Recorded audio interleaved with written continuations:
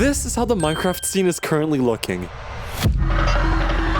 Speedrunning. Ranging from Dream's iconic manhunts to ranked speedruns to filtered speedruns to shape machine speedruns to random state speedruns. This all made me feel quite left out. I felt like I was living under a rock. Everyone I saw was somehow beating the game in under 30 minutes, while I never beat the game once. I don't even think I ever entered a Bastion in my life. I was desperate to be part of the Minecraft community, especially after realizing that I had no Minecraft friends, except for Bill. But Bill's Bill. So that's when I decided to take the leap forward and learn how to not only beat the game, but speedrun it. And here's my story.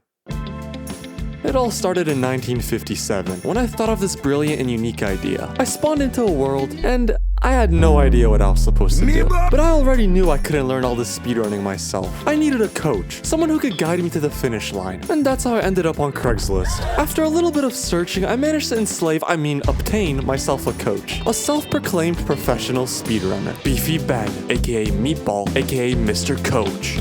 But before I would let him control my life for the next who knows how long, I needed to make sure that he was fit for the job. So can you introduce yourself to everyone? What is your name and why do you think you're fit for the job? Well, my name's Beefy Ben. Boring. I don't care. Next question. Spell speedrunning backwards. G. Wrong. Okay, so my last question is, are you subbed to Crave? Ew, no, why the fuck? Yes, of course I am, and everyone watching should sub as well. Wow, you heard what he said. This convinced me that he was the perfect guy for the job. But just to be 100% certain, I wanted to see him speedrun the game once. Alright, let's see what you got. If I don't make this jump, I'm gonna be very sad. Alright, perfect. You got the job, bro. Now that I had my new coach, the first thing we did was create a 7-day plan, where my goal at the end of the 7 days was to speedrun the game in under 30 minutes in Minecraft Ranked, which I'll explain later. This might not sound impressive, but let me remind you that I never beat the game, so this was a huge challenge for me. So we immediately started on day 1, where my goal was to download all the mods necessary to do the speedrun, which wasn't as easy as I thought.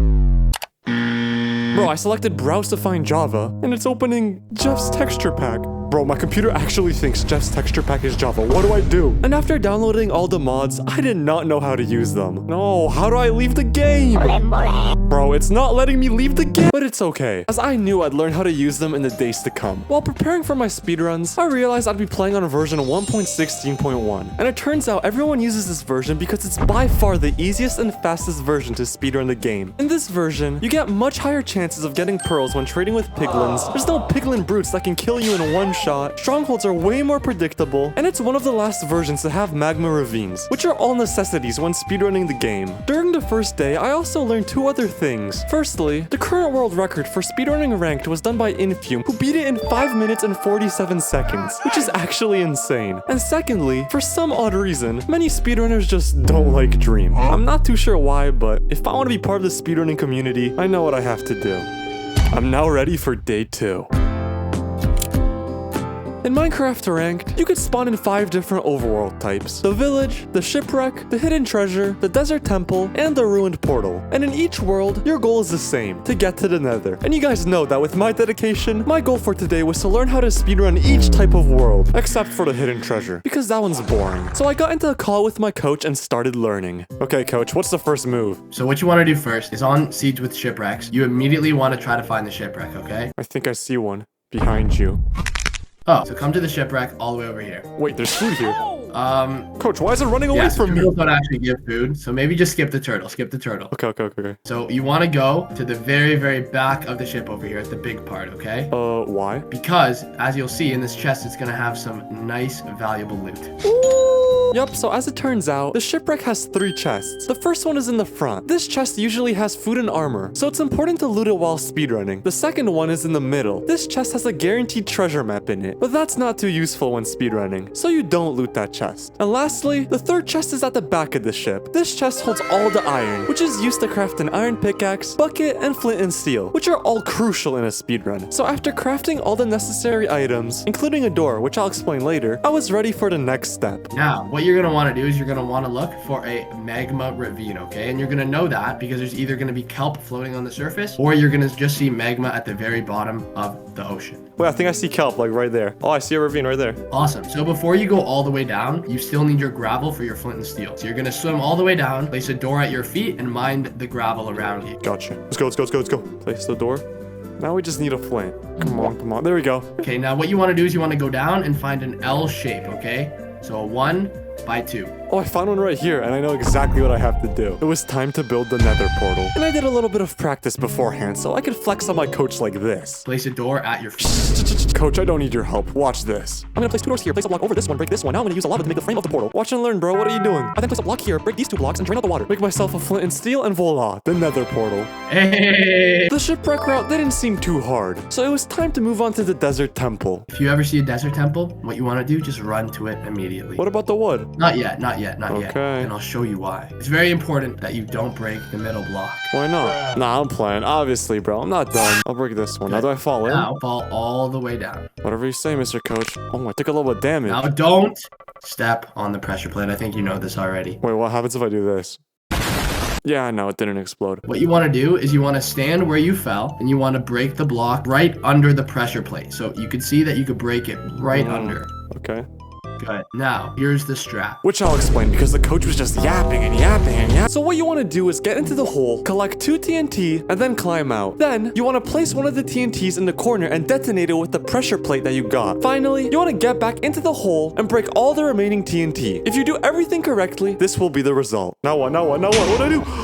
Oh my goodness. You're good. And you're going to have a lot of blocks, iron, and this time you even got diamonds. Oh my goodness, 3 diamonds? So what do you think you're going to make with those 3 diamonds? Oh, a jukebox? I was obviously wrong. It was a diamond pickaxe. But what I wasn't wrong about was the next step, which was getting wood. So after getting out the temple, which I had struggled doing, I'm not gonna lie. Coach taught me a crazy trick. Now, you have something very special. You have TNT. Place your TNT, like right here. Oh, I see. We're gonna explode the trees to get wood. Exactly. So that's what we did. Detonate it, pick up the plate, and run. Yeah, just hide behind the tree. You can just hide behind the tree. Oh, you're such a genius, Mr. Coach. So after getting the wood, we had all the necessary items to build the Nether portal. So I found a lava pool without cheating. Oh my goodness. And got to work. Okay, so this portal strat is what you're gonna also use when you're doing your village as well. So you need an open spot of at least 4 blocks. 1, 2, skip a few. That's 4 right here. All right, now place 1 block sticking out. Okay, I'll place it here. Well, I mean, that works, but theoretically you want to put it more in the middle. Okay, and that got me angry, so I'll explain it from here. So what you want to do is place a block sticking out, then place some water beside it. Then, you want to break that block, and that'll create the bottom half of the portal. Now, you want to place 4 blocks like this, and then 2 blocks like this. Finally, you just place your water here, and use the lava to create the frame of the portal. Now you just light the portal up, and you're done. Now that we were done with the temple route, it was time to practice the village route, which is by far the most boring one. I think we all know how to do this route. You just have to enter the village, find a blacksmith, take all the iron, and if you didn't get enough, you just kill the iron golem. Then you just take some hay bales to make bread, and then you find a lava pool and make your nether portal. But in some cases, you can actually find obsidian in the blacksmith as well, like I did. And if you get at least 10 of them, you can just build the portal normally. Hold up, I can't jump. Okay, wait, I just have to break this. There we go. Wait, I'm stuck. Bro, help me, help, I'm stuck. I actually can't. You can't get out, it's over. So after completing the village route, it was time to learn the fastest and simplest route, the ruined portal route. All right, so this is a ruined portal seed, all right? Yes, so it is. What you're gonna want to do is you're just gonna want to head straight for the ruined portal, okay? I can't see it. So after finally finding the portal, I looted the chest and found 39 iron nuggets, which was enough to craft an iron pickaxe. There was also a flint and steel and obsidian, which will be used to complete the portal. Was there a gold axe in your chest? No. Okay, that's fine. But if you want, you could always take that gold axe out of your chest and break the chest right away, okay? If not, what we're gonna do is we're just gonna take everything that's in there, and then we're gonna go back and get some wood, okay? Okay, let's go. Wait. There we go. All right, yeah, that works too. Wait, I'm gonna go for that tree because it looks so cool. So this isn't optimal, but it's okay. This is so optimal for me. What are you talking about? So after getting some precious wood, I got blessed, learning the new way I would be getting food. As you can see, there are some pigs over here. Now, you don't just want to kill those pigs. You want to light them on fire first. Oh. So after brutally obliterating a couple of pigs, I was ready to go to the nether. Now, there's one thing before you light the portal. What do you notice on top? Oh, golden block. Yeah, it's good to get that gold block right away, just so you're going to be be extra prepared for the bastion. So using the gold block, I crafted myself a golden helmet. This way, the piglins in the nether won't attack me, as they don't attack you if you have any golden armor on. I then lit up the portal and was officially done the route. Now that I completed this route, I have learned all the routes necessary in Minecraft rank. It low-key wasn't too hard, but I did not know what pain and suffering was ahead of me. What did I do to this server? But for now, to end the day off, I practiced all the tricks I learned throughout the day. This included looting shipwrecks, desert temples, there we go, detonate that, now break these, oh crap, making magma ravine portals, making lava pool portals, and as an extra, I also practiced my clutches, yes sir, and bridging. Okay, come on, I'm almost there. Okay, screw it, I'm jumping. No, and after all that, I was very excited for day 3. Now that we finally learned how to get to the nether, the next step in a speedrun is to learn how to loot the bastion. But before we could do that, I had to learn how to find the bastion. So me and my coach got straight to work. Alright, so we're finally in the nether, and you're gonna teach me how to find the bastion. Alright. So, what you're gonna do is you're gonna open your F3. How do I do that? Just press F3. Oh, got it. Now, what you're gonna wanna do is you're gonna wanna turn your FOV all the way down to 30. Gotcha. 30? Yeah, it's at 30. I should be looking super handsome right now. What you're gonna wanna do is you're just gonna wanna move your head around and look at that top left corner where it says E. Right when you see a big spike in E, so go slower. Okay, fine. Wait, it's spiking this way. Okay, so right when you see a big spike, if it's like 30, 40-ish, that means that there's a bastion in that direction. Alright, I think it's this way. So we ended up going that way, and guess what we found? Oh, it's right here. So now that I found the bastion, the goal was simple. Collect some blocks of gold and use them to trade with piglins to get these specific items. The only problem was that it's not that simple. Not only are bastions super dangerous as there's plenty of lava, hoglins, and aggressive piglins that are fiending to kill you every second, there are also 4 types of these bastions. And each bastion has a specific route that you have to learn if you want to loot it fast. Luckily, the first bastion that I was ever gonna tackle with my coach was the bridge, which is considered the easiest one, and a perfect bastion for my coach to teach me the basics of looting bastions. So what's the plan? Because if I go in, they're gonna start chasing me, no? Yeah, they're gonna start chasing you. So what you need to do is you need to get in, you need to pillar 2 up, start breaking the gold, and then once you break the gold, you just want to make yourself a gold helmet. I see. Then they'll stop attacking me. Okay, let's go. So in concept, this was supposed to be a walk in the park, but this is what happened in reality. Coach, I think there's a gas shooting at me. Okay, pause. I'm gonna teach you some tech right now. Turn your render distance all the way down to 2. It's shooting at me. How am I supposed to do that? Dude, quick. Yeah, so it turns out that if you just lower your render distance, the gas just won't see you. But it kind of wasn't clocking into me at the time because I was fighting for survival, so... Crave, turn it down to 2, Crave! My render distance? Yes! Oh my god, I'm at half a health. Holy crap, that was a close one. Why does no one behind me? You didn't see that. What actually happened was that I collected all the blocks of gold, crafted a golden helmet, and made my way into the bastion. So a little trick you could do is you can just run off this edge here, holding jump, and you're gonna make it to the other side, like this. Okay, that doesn't look too hard. Okay, let's do this. That also didn't happen. What actually happened was that I made the jump, entered the chest room, and was ready to trade. Okay, are you ready, Crave? Yeah, I'm ready. Okay, so since you can see all these piglins here, what you're gonna want to do is you're going to want to come down here and make sure these bottom piglins can come up, Oh, okay? little stairs? Yeah, so build little stairs. There we go. Then you're gonna want to make a 2-block hole, like maybe like right here or so. Okay, I'm on it. No, 2-block hole, one by 2 down. Oh, there we go. Then, really quickly, what you're going to want to do is you're going to want to place that gold block, break it, and immediately start dropping gold into this hole. Okay, so have it ready in your hotbar. Because they're going to start attacking me, yeah? Yes. Okay, I'm ready. And just tap, drop, tap it. Good. Oh, I'm doing it. So after all the piglins came into my hole, I looted all the chests, and then just had to patiently wait for the piglins to trade me all of the important items. Okay, I'm pretty sure I got everything. So now that I knew how to loot one bastion, it was time to learn how to loot the 3 other ones. So I cracked my toe knuckles, and for the rest of the day, I practiced every route on every bastion. And for the first few hours, this is how things were going. Alright, so I just gotta break these blocks here. No, I didn't mean to hit you. Whoa, how'd you hit me? How did it hit me? Bro, the gold's right there. Stop attacking me. Okay, wait, where do I go now? Why is it attacking me? I didn't hit it. Holy moly, that's a lot of piglins. Wait, will it start attacking me? Yeah, they will. Okay, I heard you could kill it with a lava bucket. Ow! But after practicing and practicing, I was managing to loot the bastions in better and better times. 3 minutes? Okay, that's not too shabby. The only bastion that continued to annoy me a little was the treasure bastion, as after you got all your items, you had to go down to the main area and break the magma cube spawner, which was very important, and I'll explain why later. But for now, I was satisfied with my new skills and was ready to move on to day 4. This day was supposed to be very straightforward. I just had to learn how to find the fortress, how to loot it, and then how to make my way back to the overworld. But for some reason, my coach thought it would be the perfect time to not answer my calls. Bro, please answer the call. I was literally paying him for nothing. Well, actually, I wasn't really paying him anything, but you know, it's still kind of mean to let. So I decided to begin the day without him. I found this amazing video of how to find the fortress using the F3 pie chart and practiced it for a little. Okay, so the blue part of the pie chart means that the fortress is nearby. We just don't know which direction it is, but that's what we're gonna find out. We're gonna make our render distance 3, and then we're gonna go up by 1 until the blue part pops up again. There it is. So it means the fortress is 16 chunks away. So now we just go to 15 chunks, which is 1 below, put on the chunk borders, and then go in each direction until the blue part shows up again. So it's not that way. It's not this way. It's this way. So the fortress is in this direction. So let's see if it actually is. Fortress, where are you?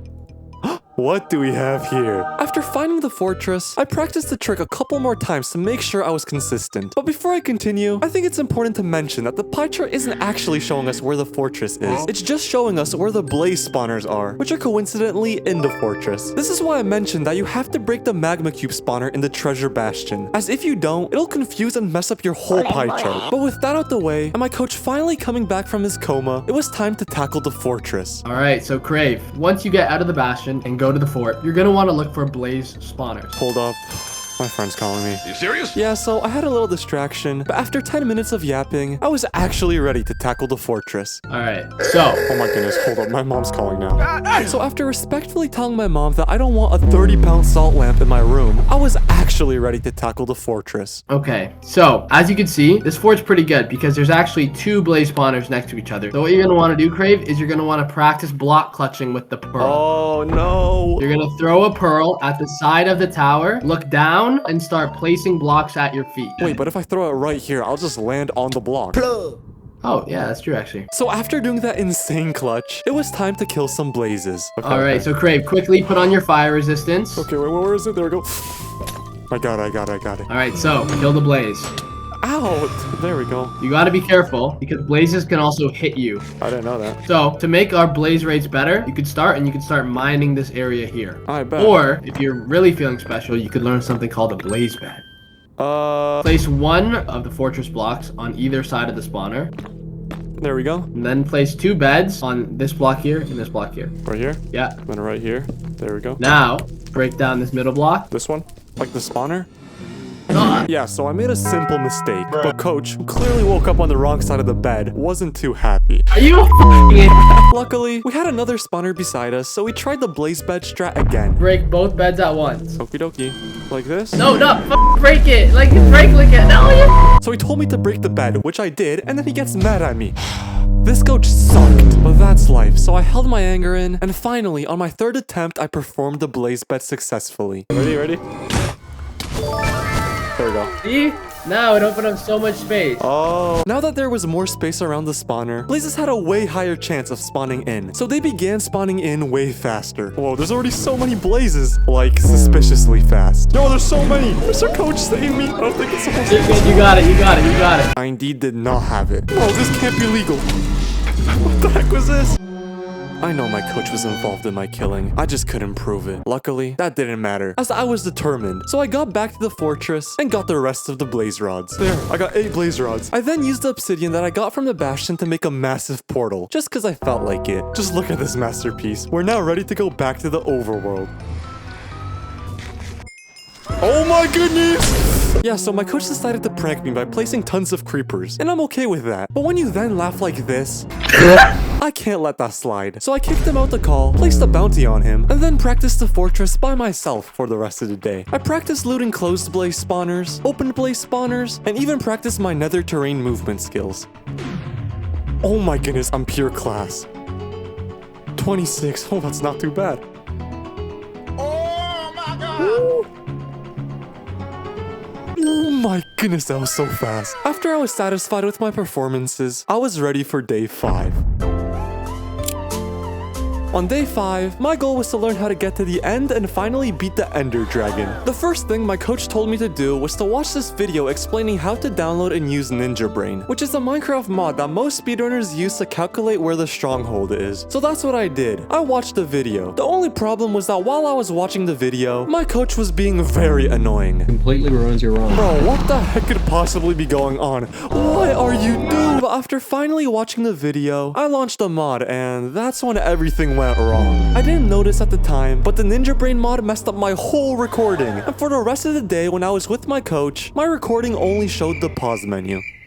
Yup, and after realizing this in post-production, you guys know me. There was no way I was going to re-record those scenes with my coach. I despise that guy. So instead, I'm just gonna briefly explain what I learned that day with some amazing visuals. So firstly, I obviously learned how to use the Ninja Brain mod, and it was actually pretty easy. While having the mod opened, you throw your Eye of Ender, and then perfectly align your cursor with the left side of the pupil. You then press F3+C, which copies your current spatial properties and pastes them into the mod. And that's literally all. The mod then magically calculates where the stronghold is and gives you its exact chords. You can then reach those chords by traveling through the overworld or by using the Nether, which is way faster, as 1 block traveled in the Nether equals 8 blocks traveled in the overworld. And don't worry about getting lost in the Nether, as the mod also tells you the exact spot to build your portal in the Nether so you can teleport straight to the stronghold. So after I practiced using the mod for a little bit, I was ready for the next step, which was finding the end portal. Surprisingly, my coach actually had a lot of information about this place, which is weird, as he never usually makes it to the stronghold when he's speedrunning. The first thing he mentioned was that when teleporting into the stronghold, you're always going to spawn into the starting room, which is usually no more than 7 rooms away from the end portal. Secondly, when beginning your search, you always want to break these walls here, as there's a possibility of there being hidden rooms behind them. So after consuming all that knowledge, I found the portal room in no time. I completed the portal and made my way to the end, where it was time to learn the 1 cycle. The 1 cycle consists of using beds to kill the Ender Dragon. That's right, beds. Using the string you got from the Bastion, you want to craft as many beds as possible. Then, when you see the dragon perching, you want to go under it and place your bed on this bedrock. Then, when the dragon's head is right above the bed, you want to explode it. If done correctly, you will do a massive amount of damage to the dragon. You then just want to repeat this process until the dragon is defeated. This sounded like a piece of cake, but the problem was, I couldn't even craft my beds, as I kept looking at the Enderman. And here's the audio from that. Oh my god, I didn't even look at it. I didn't even look at it. And after finally crafting my beds, I miserably messed up the 1 cycle. So low-key, maybe it's good I didn't get any footage of this. So for the rest of the day, I knew what I had to practice. Okay, come on, I got this. Come on. Come on. No. Bro, it's doing no damage. Okay, last one. Okay. Wait, I think I know what I'm doing wrong. The boss bar color has to be pink. Oh yeah, now it'll do way better. Come on. Oh my goodness, there's no way. I knew it. It's because my boss bar wasn't pink. Yup, so after changing the boss bar color to pink, I just became insane. Bro, ain't no way. 2nd time in a row. That's crazy. Another one. And another one. And after practicing for a little longer, I felt prepared for day 6. After learning all the skills necessary for beating the game, today was the day I was going to put all those skills together and start my speedrunning attempts. I was confident. I was excited. I loaded up Minecraft Ranked and queued up for a private match. And then my internet stopped working. Yup, it just poof, vanished. Firstly, I thought, oh, your 30-meter Ethernet cable that runs from your PC all the way downstairs to your router just got disconnected. But no, it was much worse. So guys, my router was working just fine, but for some reason, my 15-year-old modem, which you are supposed to replace every 2 to 3 years, just got fried. So yeah, I had no more internet, which was required for playing Minecraft Ranked. I was devastated, but I knew that I couldn't give up. So I decided to launch regular Minecraft and began attempting regular speedruns there. Normal speedruns were much harder and way longer to attempt, as you usually spawn in the middle of the forest and not beside any of the 5 structures like in Ranked. But that didn't stop me. I continued with my attempts and actually began seeing some proper progress. On my 10th attempt, I spawned right beside a desert temple, looted it, and managed to make it to the Nether after only 6 minutes. This was a great pace, and nothing was going to stop me. Until I realized I was late for my university lectures. Because I'm an academic weapon, I decided that I had to go. I packed my bag and made my commute to school. It was time to put my education first. Is what a nerd would say. Did you actually think I was going to put my future over speedrunning Minecraft? Ain't no way. I got my priorities straight. Right when I made it there, I instantly took out my laptop and began speedrunning. I speedran and speedran and speedran and speedran. And even though I wasn't able to beat the game, I learned so much. I now knew my strengths and weaknesses. So right when I got home, I practiced all the skills I needed to improve on, like using the Ninja Brain mod and one-cycling the dragon. After I became satisfied with all my skills and having my internet finally fixed, I was ready for the most important day of this challenge. Today was the day I was going to beat Minecraft for the first time while doing it under 30 minutes. I turned on my computer, opened MCSR, and pressed play on some epic chase music, copyright and royalty free. It was time to make history. Okay, so the C type of my first attempt is going to be buried treasure. Are you serious? Bro, this is the only type I don't know how to speedrun. Okay, we're changing it. Okay, come on. Give me like a desert temple or something. Let's see. Whoa! If I get buried treasure one more time, I'm actually gonna start losing it. The game was clearly trying to rage bait me, but I had a trick up my sleeve. It was time to play the speedrunning national anthem. This music is the sole reason why Dream keeps on getting these crazy spawns in his speedruns. It's not because he's setting the seed, it's because of this music. Okay, let's see where we spawn now. The village, one of my favorite types. So it was go time. I looted the blacksmith, crafted an iron pickaxe, and then struggled to kill the iron golem. What? I only had 2 blocks, what am I doing? Oh my goodness, there we go. I just wasted like so much time. I then crafted my bucket, built my nether portal. Oh my goodness, look at the speed. And went inside. I then used my F3 skills to find the bastion, and then because the piglins were chasing me, I did this for some reason. No! Why'd I do that? What is wrong with me? So I might have died to a dumb mistake, but I'm not gonna lie, that wasn't too bad for my first proper attempt. I continued speedrunning and eventually made it farther all the way to the fortress. I did get annihilated by the withered skeletons. No! But this attempt still gave me so much hope. For the next 2 hours, I was making slow but steady progress. And then, on my 21st attempt, I looted the bastion and fortress very fast, used the Ninja Brain mod to locate the stronghold, almost died to creepers while making my way to the stronghold. Wombaclat! And on the 21st minute, I found it. There's no way I'm actually here right now. Any secret rooms here? Nope. Okay, we're going this way. Come on. Oh, dead end. Okay, anything here? Nope. Wait, bro, why am I even looking in that chest? I literally went every single way. Where could it be? Wait. Oh my goodness, I found it. Go down here, and now I finished the portal. Boom. Let's go. Come on. What? No. I'm missing 1 Eye of Ender! That's right, I can't make this up. I was missing 1 Eye of Ender to complete the portal. But that wouldn't stop me. I continued speedrunning for hours, but I just couldn't reach the end. I kept on making dumb mistakes and began giving up early on runs. Bro, I need 1 more iron. Nah, I'm changing seeds. I didn't get a good spawn in so long. Please give me something good. How am I still getting this? And this was my breaking point. This was the moment I began experiencing the 5 stages of grief. Hooray! Stage number 1, denial. In this first stage, you start feeling sad, but you don't accept the loss. Guys, look at this pearl clutch.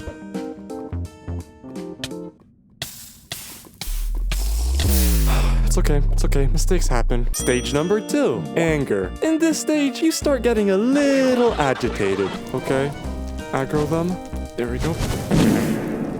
What did I do to deserve this? Stage number 3, bargaining. In this stage, you attempt to regain control by using if-only statements or making promises to a higher power. Okay, finally, we're in the end again. Wait a minute. No way.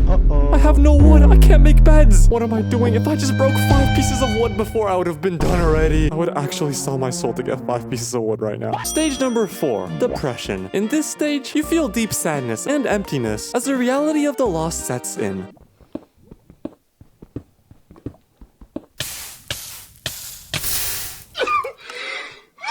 Stage number 5, acceptance. In this last stage, you accept defeat. But luckily, I didn't reach this stage. I didn't accept defeat. I kept on trying. And after all of these attempts, I finally made it to the end again. And this time, I was not going to mess up. Okay guys, I actually have wood this time. I gotta set this up like this. Now I just gotta craft my beds. Okay, I got 7 beds. That has to be enough. And now we just wait. Come on, just perch. I don't want to do this anymore. Oh my goodness. I almost got hit by that. Wait, what? Why is this Enderman chasing me?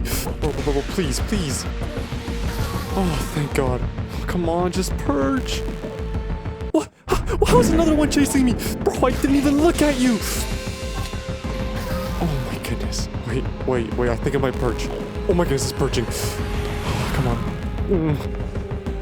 Come on.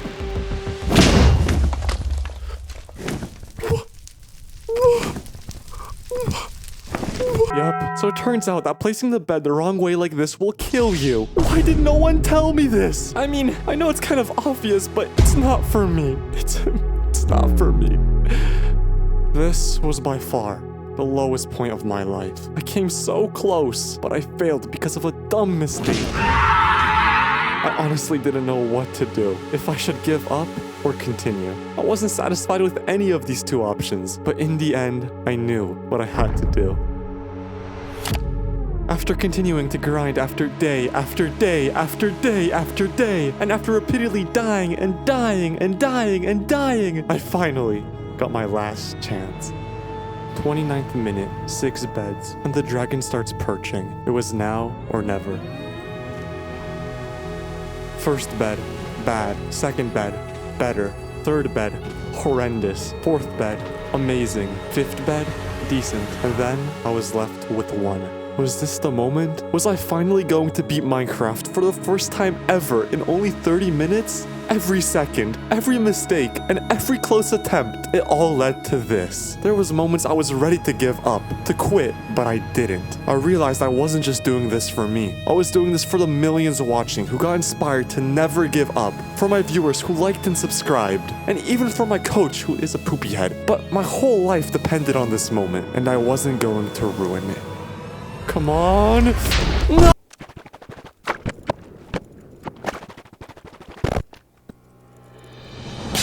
No way, I actually did it. Yes! Bro, the Endermen are still chasing me, but I don't even care. I'm gonna go inside the portal. Oh my goodness, I actually beat the game. Bro, I need to call my mom. Mom, I did it. Thank you. No, thank you, Mom. So, I might have not beaten the game in under 30 minutes, but I'm satisfied. You guys don't understand how hard this actually was for me. You know how this challenge was supposed to take me 7 days to complete? Well, it might have actually taken me 30 days to complete it. Yeah, so I know you might feel a little betrayed by this, but I'm still gonna give my winner speech. I want to thank my coach, Beefy Ben, and all these other YouTubers who taught me how to speedrun and inspired me to make this video. I'll put all their socials in the description if you want to check them out. Also, I want to thank you, the viewer, for watching this 30-minute video. I truly appreciate it. If you enjoyed it, please consider liking and subscribing. Also, let me know in the comments what was the fastest time you beat Minecraft in. And before I end the video, I know a lot of people are asking what I would do if I didn't win. I guess we'll never know.